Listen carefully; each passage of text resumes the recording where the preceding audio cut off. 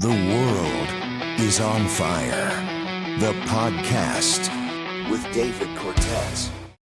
Welcome to the World on Fire podcast. This is the third episode. Third episode. Yeah, Okay, Gina, how's everything been? everything's been pretty awesome. Okay, cool. Yeah, I mean, cool. This thing's working well. Okay, so we're gonna have a good podcast. I was not having. I not have the right settings in the podcast previously for the mic. I looked it up afterwards. I'm like, what's going on with this thing? Like, why is it not working well? But it wasn't the right settings completely. Uh-huh. I was still using the internal mic from what it looked like. I'm not sure, Uh-huh. but now everything should be good. But I'll still have it close to me just in case, so it can really capture my voice and the sound. I bought a mic too, but I returned it. It was just terrible. It sounded like an old-timey radio. Really? Yeah. Yes. Get one of these. Are super cheap. All right. Yeah. I don't like things kind of like in my face like this, which is why I never had it too close.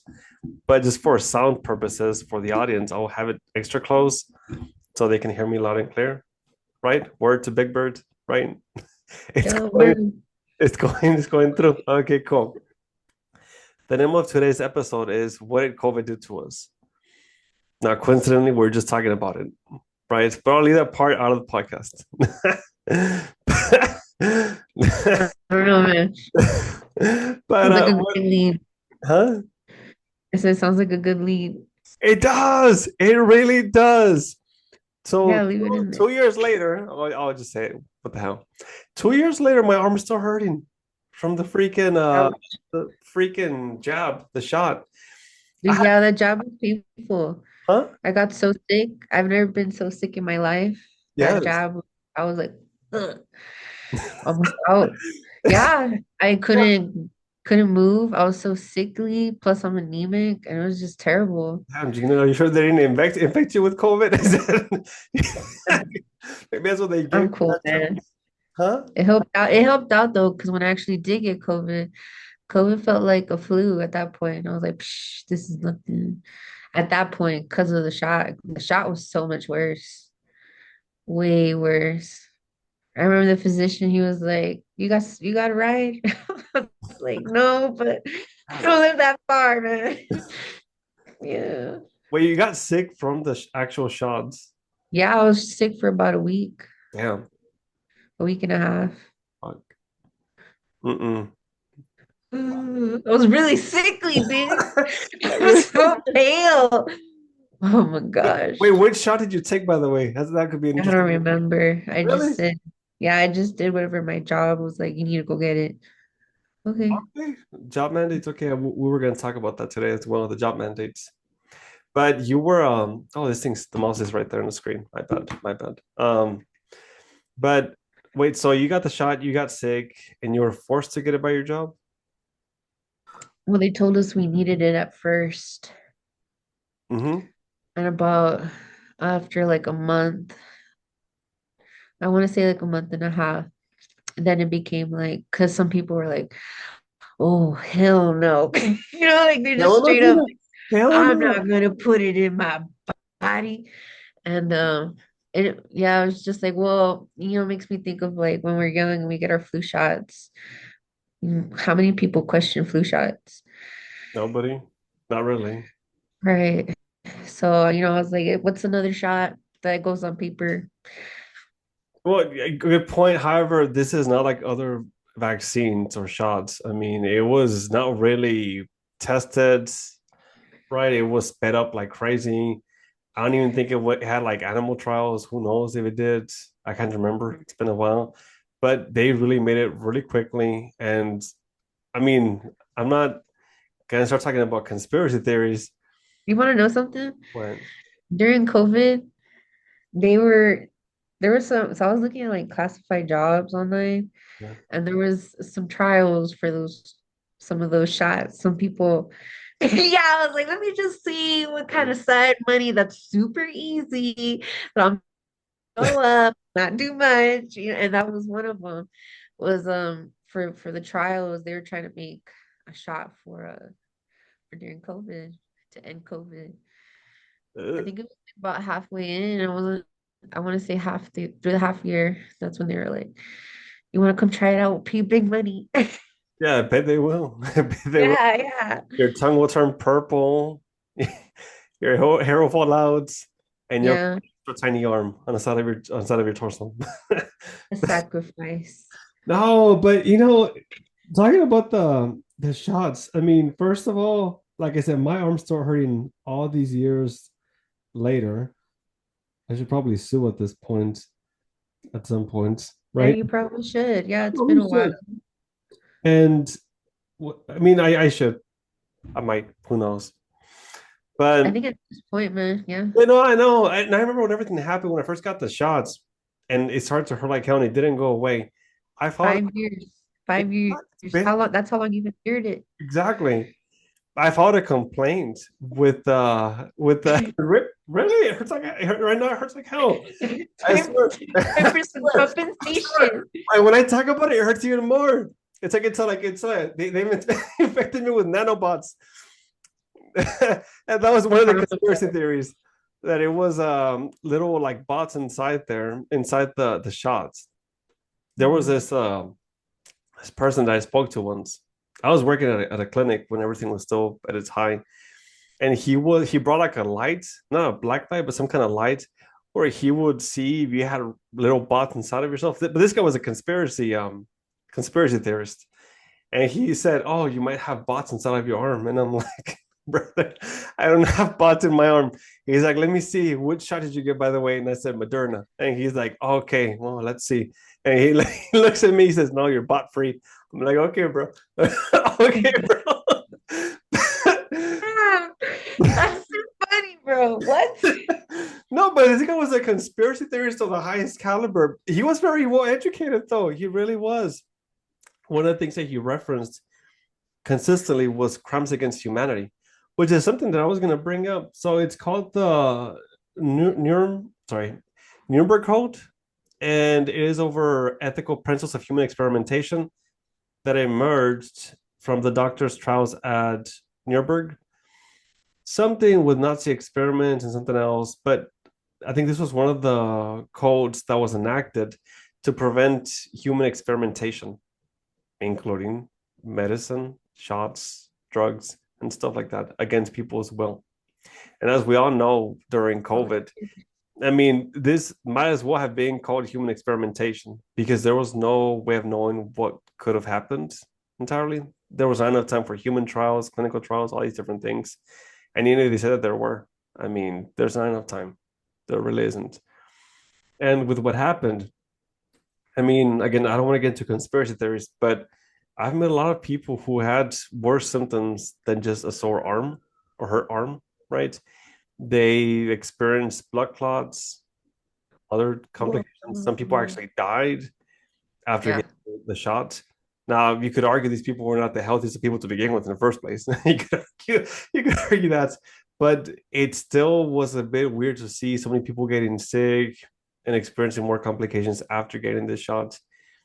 And again, all these things that happened, they were in theory crimes against humanity. A bunch of the codes that were enacted previously with ethical guidelines, with medicine, with doctors, with pharmaceuticals, they were enacted to protect the public from the misuse of power, the implementation of unethical behaviors of medications, all these different things. Because there's been one too many references, too many examples to count over people in power, doctors, not doctors specifically in power, but I mean just people in power and doctors and other people abusing their power to try to get things done, passed, or to experiment on people.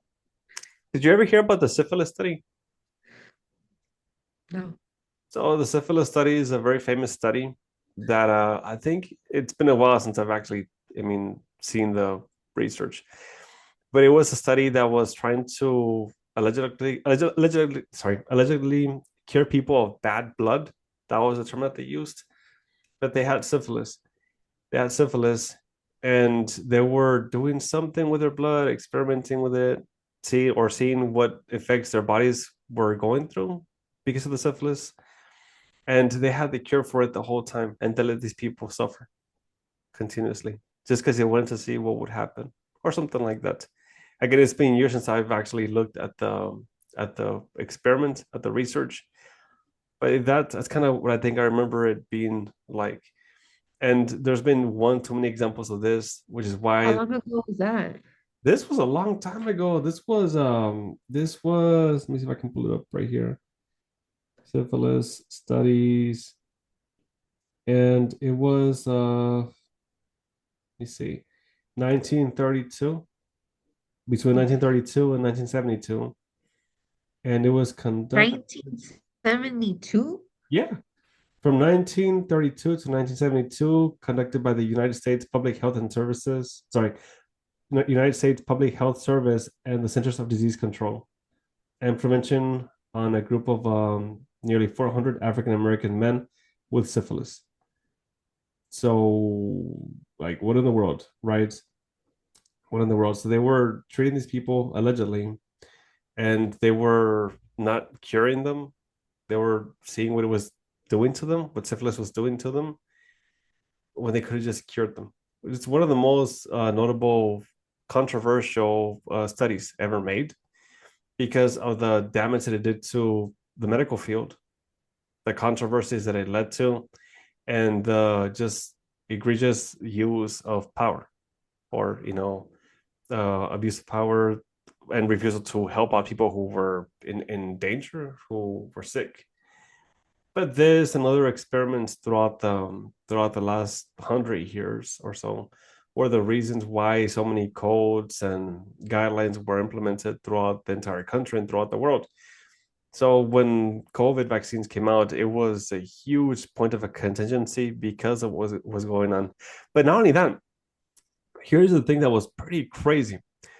Which vaccine was the first one that was released? Do you remember? No, If I remember correctly, it's been a while. I think it was Pfizer. I think it was I Pfizer. remember that. 'Cause one of them, Yeah. yeah. It was Pfizer, Johnson and Johnson, and Moderna. It was those three. And that's the one that everybody was kind of avoiding. Like, don't get Johnson and Johnson, don't get that one.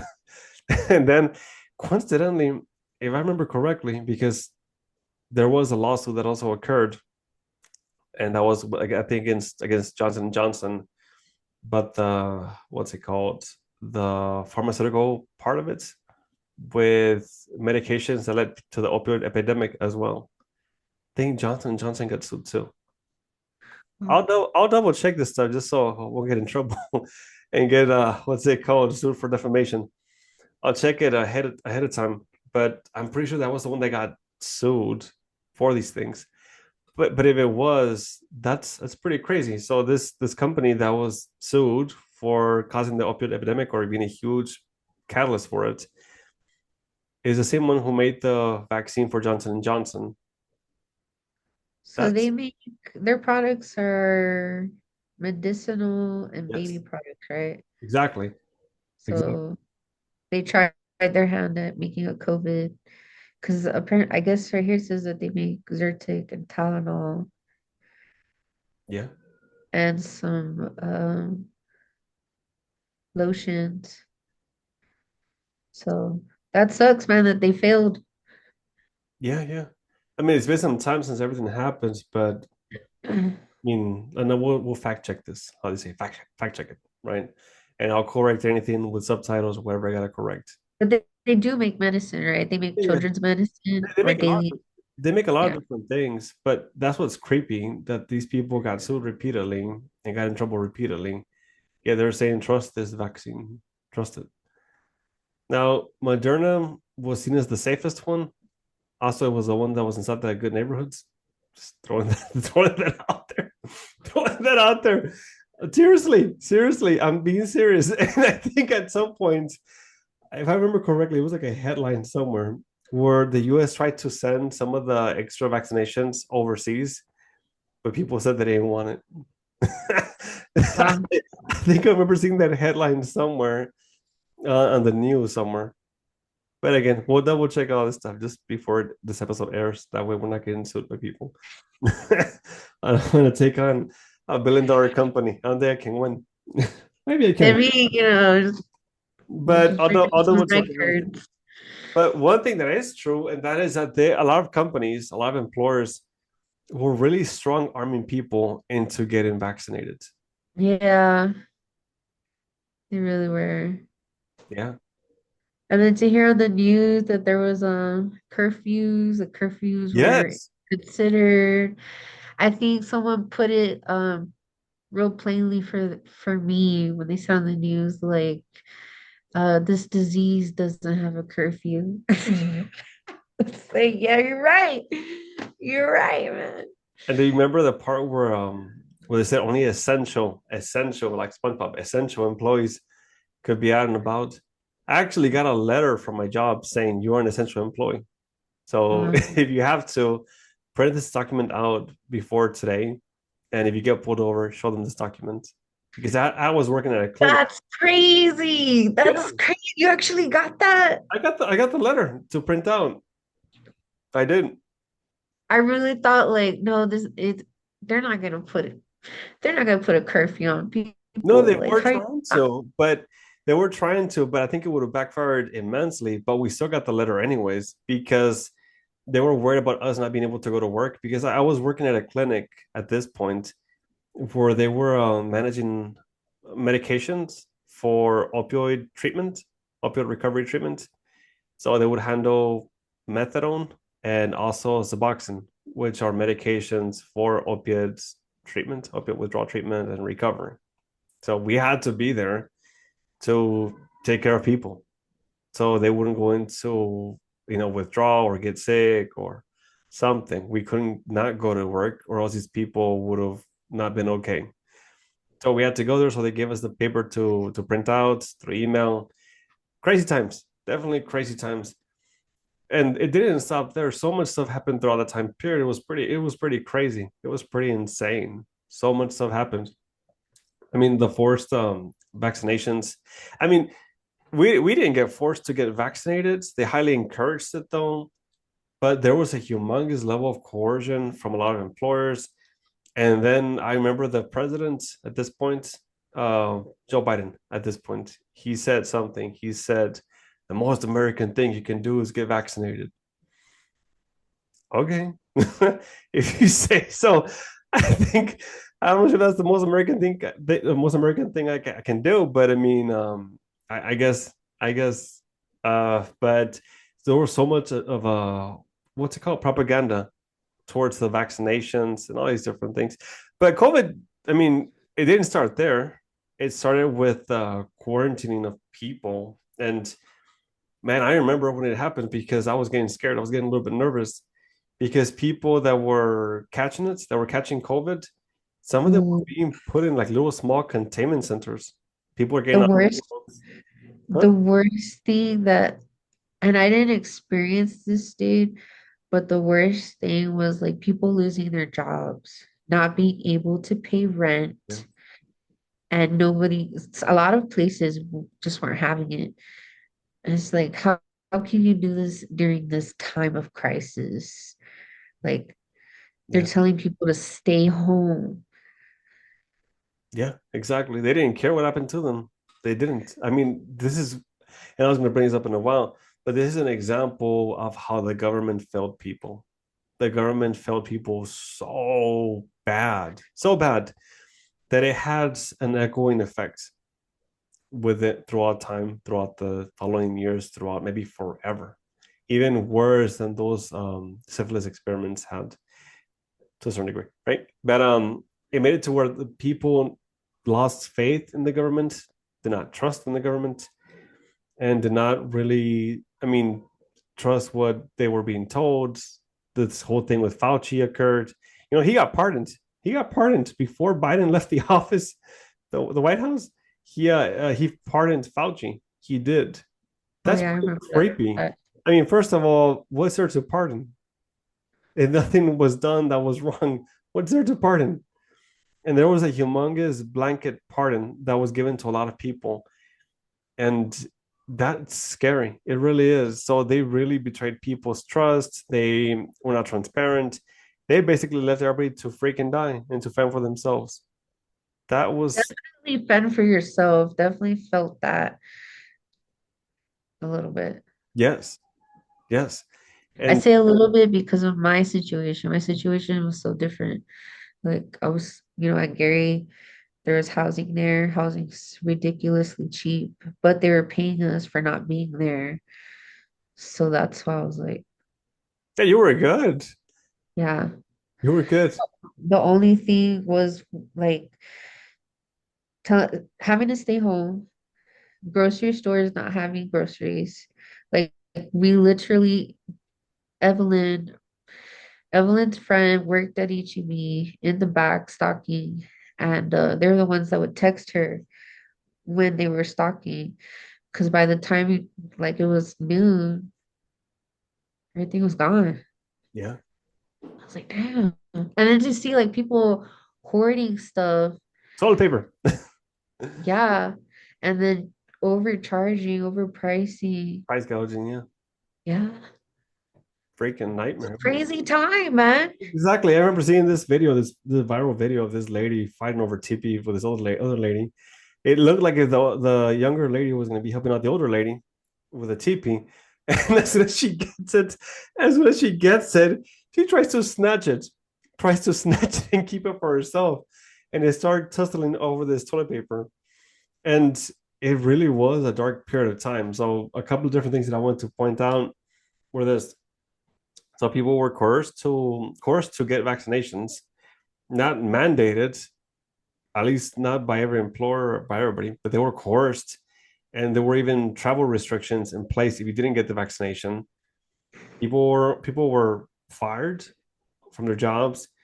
Essential employees were the ones who could be out and about carefree and more freely. And those who were not essential were told to stay in place, house in place, quarantine in place. And also, I mean, they were facing the possibility of being told to stay inside and having a curfew. Then employers started to, I mean, turn on employees, fire people nonstop, and people were, I mean, very miserable around this time. It was a dark period, definitely in history. There was this thing that I saw on TV. I think it was in Italy. Italy was one of the ones that got it the worst. I remember, and people were forced to quarantine inside. And I remember that they started to sing. They started to sing. I think you can find the video online if you go to YouTube or somewhere. You can find the video of people in Italy singing and together, singing together as a way to let each other know that we're still together in this and we're not alone, no matter if we're being forced to quarantine away from each other. That's a beautiful sight. But beyond that, beyond the quarantining, people got disillusioned with science. I don't think people trust the science right anymore now because of what Everybody was a scientist. exactly. Trust the science. The masks work. The masks didn't work. Hell no, they didn't work. And then people had a crappy ass mask, and I think the ones that worked were the N95 masks. Those are the ones that worked. But they were saying that every other mask was not working. And it was a weird time because people were forced to pick between going to work and feeding their families and risking infecting other people with COVID or being hungry. So how do you pick that? I mean, how do you actually make this choice of picking should I go to work and risk infecting my coworker who has asthma and him possibly dying, or not go to work and not feeding my family? So how does one make that choice? How does one make that choice? I'll tell you what I did. I went to work. I'm like, I'm not gonna miss out on work and what's it called? What's it called? You know, not have the ability to take care of people in my life. I was not gonna risk that, so I went to work. I did get COVID at some point. I remember, and I think it was on the weekend. So that was awesome. I got it on the weekend, so it wasn't during the work week, and I got really sick. My COVID experience was a freaking nightmare. I Yeah. was I was bedbound. I couldn't move. Even after the shot. No, well, I got COVID, then I took the shot. Oh, okay. Yeah, that's why I took the shot. Otherwise, I wouldn't have taken it. I felt COVID and I was like, this is gonna kill me. I couldn't breathe. I was struggling to breathe. I was on the couch. I was in pain. I Yeah, that's how the shot felt. Yeah, that's I mean, okay, cool. Well, I guess I guess I got the COVID effects version of the shot that you got, but Uh, it was horrible. So I said, the hell with this. I'm gonna get the shot. So I got the shot. And then, did you ever get COVID again after that? maybe. I don't know. I don't know. Maybe I did. I think they had the Delta version. Then there was the Mumu version, the cow Mumu version. Who knows? There But was a couple of them. yeah, it was a lot of different ones. But I think I got it again one more time, but it wasn't that bad after the shots. Oh, But who okay, knows if it that's was good. a shot or my antibodies they kicked in. But we gotta trust the science, huh? We gotta trust the science. But that happened. There was a shortage of supplies, the mask situation, the 6 feet situation, 6 feet social distancing, and this is where it gets very complicated. And mainly it's mainly the focal points of the podcast for today. The social distancing. This thing is saying, let me see. Sorry, this thing's 10 minutes. for what? 10 minutes for what? I paid for the For freaking. your membership, buddy. No, I paid for the thing. I paid for That's it's too okay. funny. No, it's messed up. Anyways, Cool. here's the focal point of the podcast for today. So the social distancing and the isolation, what did it do to people? What did it do to people? It made him more lonely. No, but that's part of it. That was the maybe the immediate response. There was a lot of dark stuff going behind people's doors during that time too. Domestic violence, alcohol use, drug use, Yeah. relapsing. During this period of time, the relapse rate went through the roof.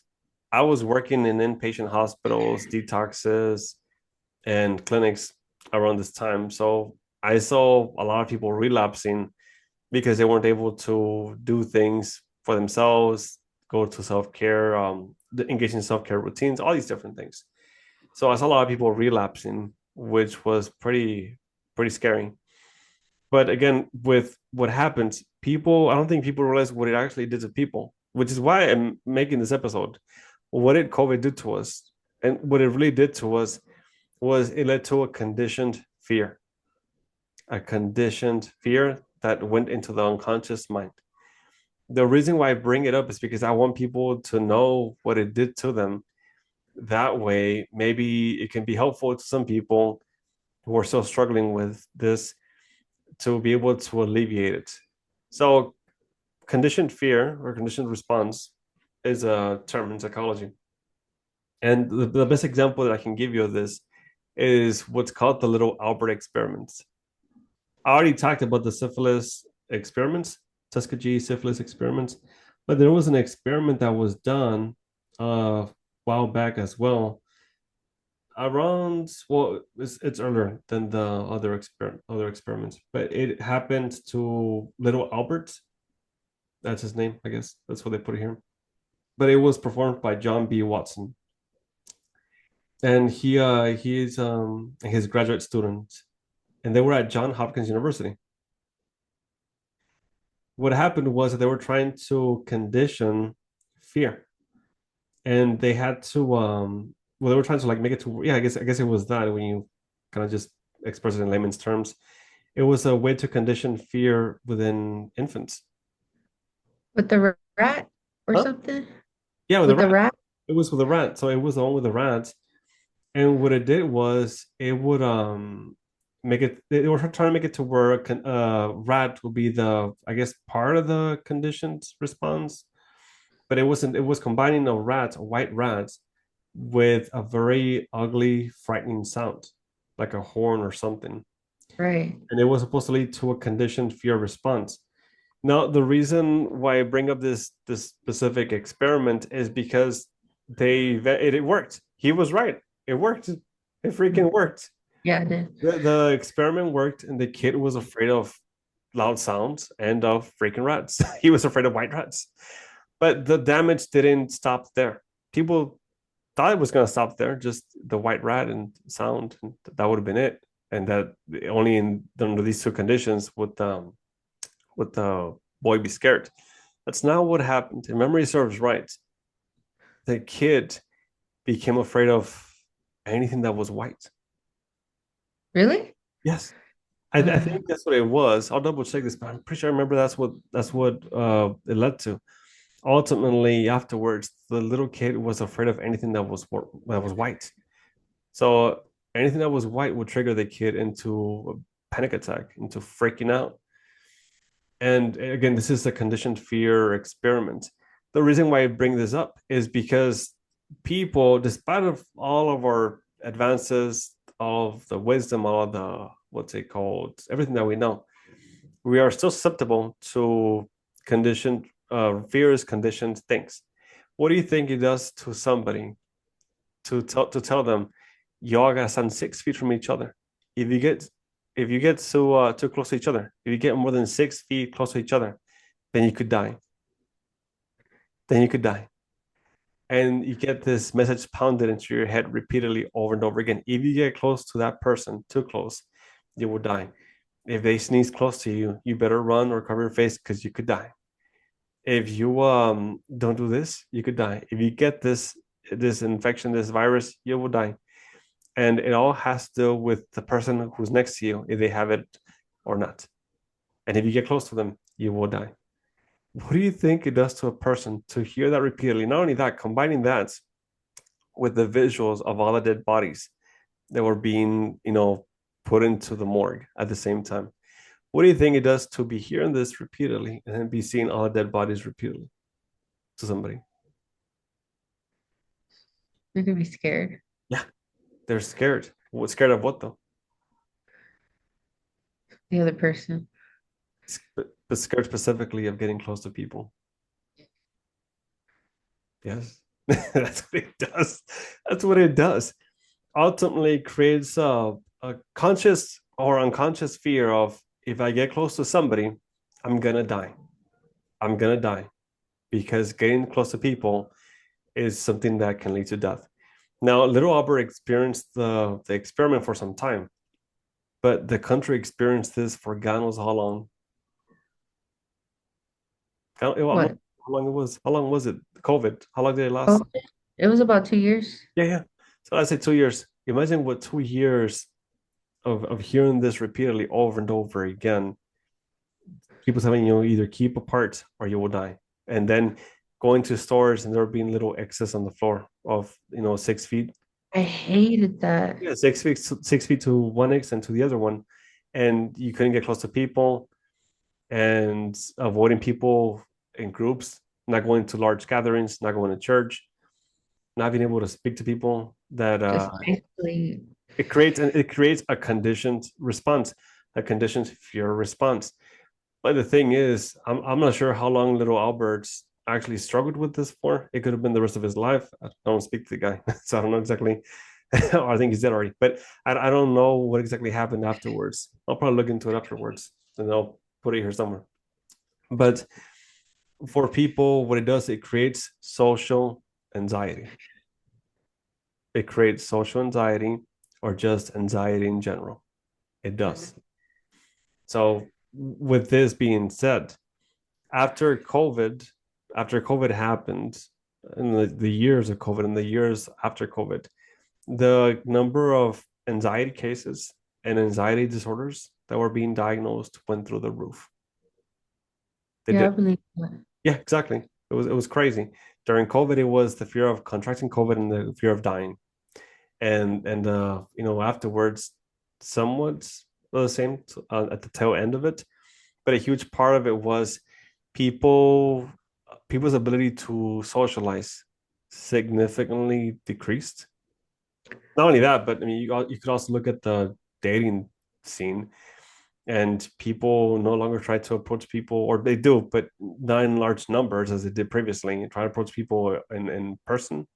A lot of it went to online dating. A lot of it really did, and online dating took off like crazy. Huh? Boo, boo. No, no, I know. But here's the thing: with what happened, it led to a conditioned fear response that I think some people are still struggling with. I think that the country's still struggling with. I think that the world's still struggling with. And they're finding out more and more over time what COVID did to some kids' development. Think about it like this. So there's still research being done over the effect that it had on kids. But I can tell you what they're going to find because I'm in this field, so I know what they're going to find way before they actually find it. What they're going to find is this.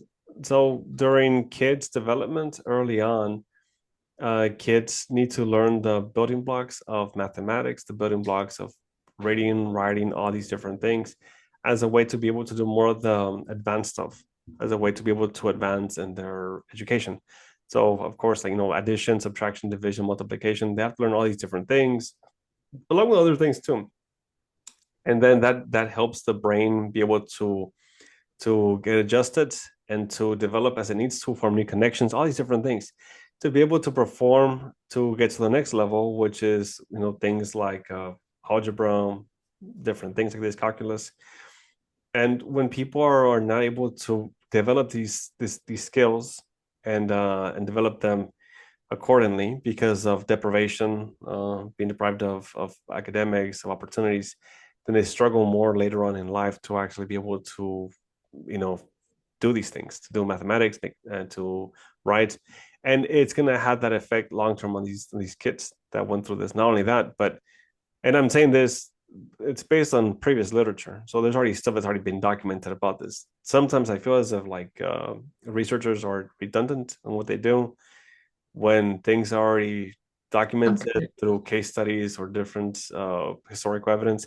But this is what most likely will happen. This will result not only that, but also it's not just a matter of academics, but the social development of kids, is ongoing despite of what, was happening with COVID. And kids need to experience certain things. But if they were not allowed to go to school or they were deprived of certain environments because of the fear of contracting COVID, then it affects kids' developmental milestones, specifically social developmental milestones, along with other different issues. And this affects their ability to form connections with people, the ability to, be able to figure out who they are. During the teen years, specifically, kids are experiencing what's called role identification versus role confusion in the erection stages of development. But if role identification happens within the context of relationships, if role identification happens during these crucial years of, let's say, 14, 15 through 19, 21 or so, something like that, give or take a year or two. But what happens if during this time kids are not able to really explore their environments, make connections, socialize, or really engage in this experience fully? Then they are affected in that area of their life. And I've worked with a bunch of these kids, by the way. I've worked with a bunch of these kids because I also work with kids. Just like I'm an addiction counselor, just like I did couples counseling work, I'm an individual therapist, I'm also a child therapist. So I worked with these kids, and a bunch of them did struggle with anxiety. A bunch of them did struggle with fitting in, with being able to make connections, with being able to fall in love, with being able to, do this that everybody was able to do when before COVID happened. So it's important to know that these things could be what results for a lot of people, alongside what we already mentioned, the conditioned fear of socialization and connection, of being close to each other. It really falls deep. It really sinks in deep into people's being, to be told all these things repeatedly. It's no different than when people experience trauma and they develop these core beliefs of I'm not lovable, I'm not good enough, I'm not these things. These core beliefs develop as a result of trauma. Well, what is this conditioned fear if not trauma? What is seeing all the dead bodies and being told to stay away from each other if not trauma, right? All these different things. It sticks with people even when they're not aware that it did stick with them. It sticks with them. Most people, they don't operate with a high level of awareness. Now, it's not a diss to anybody that's listening. That's not a diss to anybody in general. It's just a fact. Most people struggle with self-awareness. which means that they're not thinking about these things, which means that they're not going to be aware of these things, and they will continuously experience these challenges. But it sinks to people's cores, just like the white rats and the loud sound sank to little Albert's core.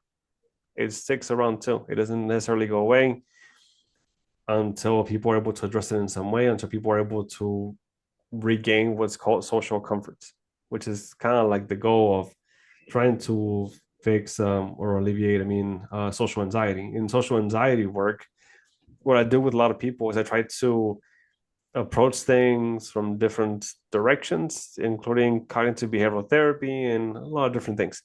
But one of the main goals is to restore social comfort, to make it to where this happens. It is done through a series of steps, but it's too much to get into here. But I just wanted to point out that's kind of what it did to a lot of people. Then you have homeschooling that happens, but for the most part, it kind of failed. I hardly hear of successful cases where people actually succeeded in homeschooling. There was no way in hell, sorry, there was no way that people were going to be able to go through a pandemic where people are dying left and right, where people were going to be having to fight for survival. Along that, all the parents of America becoming teachers out of nowhere and being able to do something that it takes people years, decades to master. It's not possible. And a lot of parents did struggle with homeschooling, and it just what's it called? It affected kids to that degree. But again, going back to the conditioned fear, I think people did struggle with that during COVID. I think people struggled with it after COVID. And I think it had lifelong impacts for people, and not just people, but the humanity as a collective, as a whole. It had a humongous impact into the way that people socialize. Things are not the way they were before COVID. They're not. Things have changed. Things are different. And the world operates differently in so many different ways. It's almost like if something really shifted. There was a humongous shift in the way that people feel about the country, the way people feel about the government, the way people feel about each other, all these different things. So it was something that might echo and damage for a long period of time. So I wanted to just throw it out there. I know I threw a lot of stuff out, but do you have any comments over what I said? No, it's just heavy, man. Heavy stuff. It I is. do feel bad for the kids too. Those are the ones I feel, yeah, definitely were most affected. Yeah. Like their life was digital. Mm-hmm. Yeah, exactly. And it wasn't very good either. Yeah, because they had access to certain things that kids shouldn't have access to. Yeah, exactly. But you want to know a crazy fact? Something like hidden knowledge that I wanted to, I guess I want to put out here on the podcast. Some like secret hidden knowledge. How long do you think it takes for people to lose their sanity when they get stuck on an island by themselves? I want to say a year or two. 2 years. You got it. 2 years. After 2 years, people stuck on an island and isolated from everybody, there's nothing left. You could come back and rescue the person, and this is not the movie Castaway. This isn't where you're gonna find what's it called, Tom Hanks with Wilson. Wilson. Sand, Sand, right? This is not that happy ending. I mean, if you go to if a man has been stuck or a woman has been stuck on an island for 2 years, by the time they get saved, there's nothing left. They're gone. They've been so isolated that there's nothing left. Their psyche fractured beyond repair, and they're gone. Maybe you could put them in therapy, medications, and maybe somewhat it'll be helpful. But they did this experiment with monkeys, by the way. I want to get into another experiment. They did an experiment with monkeys to see what effects isolation would have on monkeys. Not good, Gina. Not good. It was horrible. The monkeys that they isolated, when they put them back into Gem Pop, the monkeys started having panic attacks. They did. They isolated the monkeys for a long period of time. I can't remember how long it was for, but they isolated the monkeys for a long period of time. By the time they put them back into Gem Pop, the monkeys, they were going like this. They were going like this. They were biting their hands. They were freaking out. They were walking around, pacing back and forth, not talking to the other monkeys, not socializing. They were just having panic attacks. It was freaking horrible. Horrible experiments. Like I said, a bunch of these experiments were made illegal. This stuff that happened, this does not happen anymore. At least it shouldn't. With the Nuremberg Code, that it was supposed to prevent what happened with COVID from happening. The vaccination thing, it was supposed to prevent that from happening, but it didn't. So there were crimes against humanity that were committed. There were, and people have been getting hurt for decades, and that's why all these things were in place. But during COVID, I mean, I think the government failed us, the world failed us in a lot of different ways, and there's still going to be a long road ahead to recover from what happened for a lot of people. But what was I going to say? I was going somewhere with it. Wilson. Oh yeah. So if it happens after 2 years for adults, for people, I mean, that they lose their minds, their psyches get fractured. Even if they were but for kids, right? They were isolated from a lot of people. All they had was their parents, if that. If they did not have to go to work, because what if the parents had to go to work? Then the kids were isolated. Then what? And they were just by themselves with other kids, or by themselves. It still does something, maybe not as intensely as what it would do if it was just them by themselves in the house all day for multiple weeks or years at a time. But it still has an effect. Isolation has an effect on people. Isolation is the opposite of connection. And again, social anxiety is fearing being close to people, or specifically, I mean, you could argue a couple of different ways. People on the surface, they think it's just being afraid of being close to people, but social anxiety at its roots, it's a couple of different things. It is anxiety about being close to people, but a lot of times it is also anxiety over being negatively evaluated by people. That's what it really entails for a lot of people. This fear of being negatively evaluated. That's happening at the unconscious level, by the way, not at the conscious level, at the unconscious level. But consciously speaking, and for layman's terms, it is a fear of being around people.